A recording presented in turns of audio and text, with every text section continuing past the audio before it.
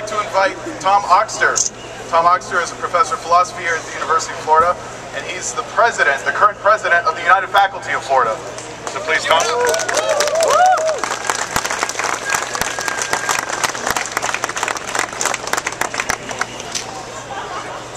Thank you for coming out today. Thank you for your courage and resisting bad decision-making from the top, and decision-making that, if people only resist it, cannot prevail once the public is aware of the damage that is being done to our university through this process.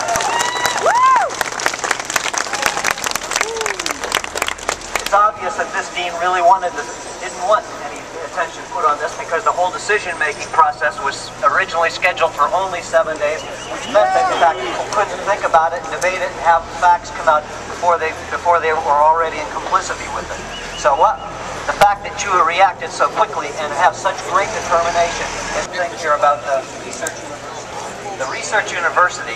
The research capacity of the university is meant to increase the quality of the teaching as well as increase the value of the research that can be produced at the university. So if you have a faculty that's not involved in research, you have a faculty that has no time scheduled for anything but just teaching section after section of students, and no TAs to help with this at all, and no way in which faculty are assigned research time, then the result of that is that you're going to have a much weakened program.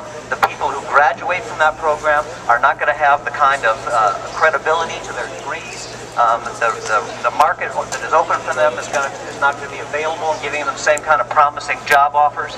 And so it's a critical mission to save the research status of CISE. Not let them turn it into a diploma mill for just a teaching machine where people are not doing research. They cannot even use their class time explaining the newest things that are coming out and how what they're saying in a course is related to the newest things that they're working on. It's already there. If you cut out the research mission of the department, you have cut out the potential to turn out first-rate graduates from a teaching program after they get a degree. Save CISE! Save CISE! Save CISE! Save CISE! Save CISE! There are two ways that this problem can be fixed. It can be fixed if the central administration would stop taking such a pessimistic view of the future. We know we had a legislature these past 2 years that has been very hard on universities. And they're all up for re-election in this November, and there's no reason why we should take the dismal performance of this legislature in funding the higher education and take that as a permanent omen of what we face in the future. But that's exactly the way it's being presented. Oh no, we can't dip into our reserves, we can't use any other resources to save ourselves for a future day in which next year, the year after that, is going to be better because we'll have a different set of legislators. That's not what's happening. What's happening is they're using this as an occasion to make cuts where they want to and cut back certain parts of the university and put money into others. And so the whole idea is to use this as an opportunity to actually change the program from places on high at Tigard Hall and in the university, not the faculty and not the students saying, we want to have an authentic education at the University of Florida. So understand what's happening here. The university is taking a bad result from the legislature and turning that bad result from the legislature, people who are going to be out of office by November, and there's going to be a whole new legislature.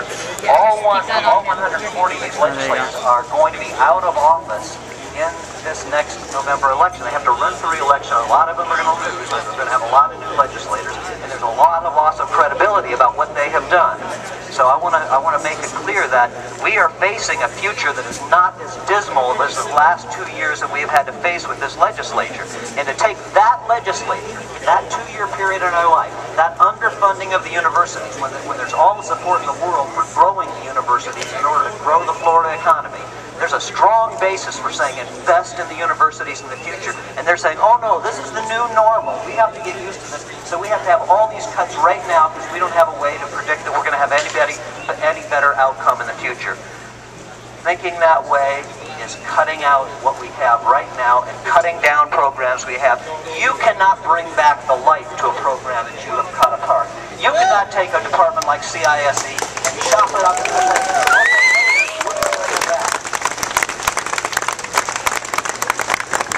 just how do you think you're ever going to bring it back in the future? future, if you think this is just a temporary readjustment? How do you think you're going to bring it back? You think you're going to hire faculty that all of a sudden see this could happen to them again the first time the winds blow in a different direction in Florida? Do you think you can attract students when they see they're not being taught by a research faculty and they have a less quality to their degrees that they're coming out? You think students want to go to a program like that? No, when you do this, you kill a program permanently. And this destruction is irreversible, and we're not coming back to the quality we have now.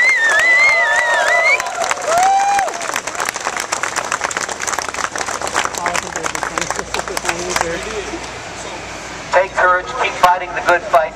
You're making wonderful progress here. I congratulate you on what you've done so far. Be determined to see it through to the end. We'll save CISE, and we'll save the future for academic programs at the University of Florida.